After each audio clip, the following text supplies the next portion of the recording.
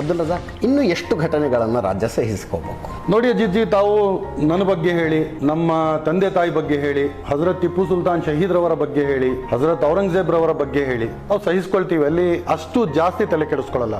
ಆದ್ರೆ ಈ ವಿಷಯದಲ್ಲಿ ಮಾತ್ರ ಅಬ್ಸಲ್ಯೂಟ್ಲಿ ನೋ ಕಾಂಪ್ರಮೈಸ್. ಯಾವ ವಿಷಯದಲ್ಲಿ? ತಾವು ಒಂದು ಜರ್ನಲಿಸ್ಟ್ ಆಗಿ ಇವತ್ತಾದ್ರೂ ಅಟ್ಲೀಸ್ಟ್ ನಮ್ ಸೈಟ್ ತಗೊಳ್ಳಿ. ಯಾಕೆ ತಗೋಬೇಕು? ಒಂದ್ಸಲ ಯಾಕೆ ತಗೋಬೇಕು? ಇದು ಮಾಡಿದ್ದಕ್ಕ ಆ ಹೇಳಿ ನನಗೆ ಸಂವಿಧಾನ ಶ್ರೇಷ್ಠ.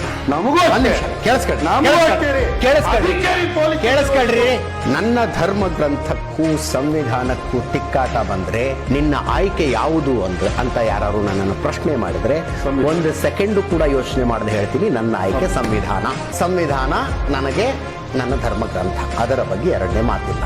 ಅದರ ಪ್ರಕಾರ, ಅದು ರೂಪಿಸಿದ ಕಾನೂನಿನ ಪ್ರಕಾರ ಏನ್ ಮಾಡ್ಬೇಕು ಅದನ್ನ ನಾನು ಮಾಡ್ತೀನಿ, ಹೆಂಗ್ ನಡ್ಕೋಬೇಕು ಹಂಗ್ ನಡ್ಕೊಳ್ತೀನಿ. ಈ ದೇಶದ ಪ್ರಜೆಗಳು ಅನ್ನಿಸಿಕೊಂಡ ಪ್ರತಿಯೊಬ್ರು ಕೂಡ ಹಂಗೆ ಬದುಕಬೇಕು.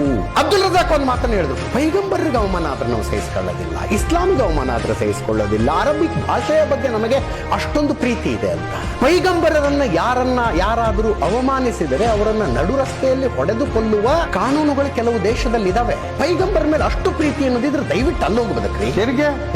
ನೀವ್ಯಾರು ಹೇಳಕ್ಕೆ ಅದೆಲ್ಲ? ನಮ್ಮ ನೀವ್ಯಾರು ಹೇಳಕ್ಕೆ? ಅಂಬೇಡ್ಕರ್ ಸಂವಿಧಾನ ಹೇಳುತ್ತದನ್ನ.